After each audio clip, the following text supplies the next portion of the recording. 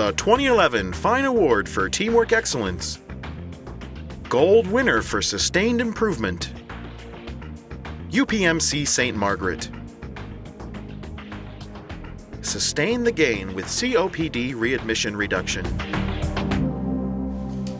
Hey, how are ya? Oh, not too good. Back so soon, I just discharged you 2 weeks ago. Yeah, I know. It's pretty frustrating. This is a group of people we're not doing a lot with. They have some unique problems. They come back frequently, especially when there's respiratory illnesses in the community. It depends on the patient. And it really was getting the nurses involved, the physical therapist, the pharmacy department, the respiratory department, our subspecialist, our pulmonary subspecialist, as well as the primary care doctors, and then case management, which is another separate section of nursing function, and social work if necessary. It's not talking about different resources, but it's realigning those resources to be disease-based. Is your breathing exercise? Respiratory therapy knows we're going to use a consistent process of educating the patient. We're going to teach how to use these inhalers. Blow out your air, lips tight.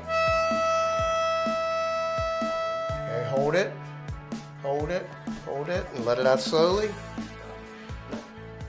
Now you notice that whistle? Yes. Okay, that means that your breathing was too fast. You breathed in too fast. You want to breathe a little slower. You don't want to make that whistling sound. Okay. Hi, Mr. Smith. We want to make sure this patient has coordinated follow-up care as an outpatient. I see patients when they are admitted to the hospital with a diagnosis of COPD or a pneumonia diagnosis and they have a medical history of COPD. You can take this inhaler home with you.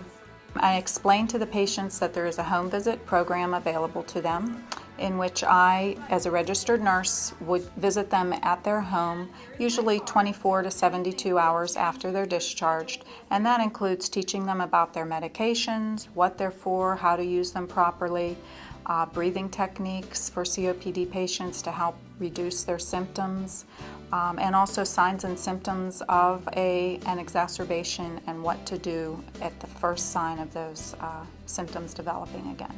And our COPD kit. The Breathe Better kit has been really well received by our patients. They love it.